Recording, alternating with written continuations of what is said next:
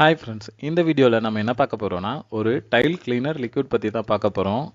Kitchen எல்லாம் ரொம்ப கரையாக இருக்குது. ஸோ எப்படி க்ளீன் பண்ணுறதுன்னு தெரியலையா? ஸோ அப்போ இந்த லிக்விட் நீங்களும் யூஸ் பண்ணி பாருங்கள். ராஃப் T16 செரா கிளீனுன்னு சொல்கிறாங்க. லோக்கல் எல்லா மார்க்கெட்லேயும் அவைலபிளாக ஈஸியாக கிடைக்கும். இந்த லிக்விட்லேயே பாருங்கள், அதிலே மென்ஷன் பண்ணியிருப்பாங்க rapid action tile and ceramic cleaner. உங்கள் டைல் ரொம்ப கரையாக இருந்துச்சுன்னா இந்த லிக்விட் யூஸ் பண்ணதுக்கப்புறம் உங்களுக்கு பழைய பியூட்டி ஆஃப் டைல் வந்துட்டு கிடைக்கும். ஸோ அதுதான் அதுக்குரிய அர்த்தம்.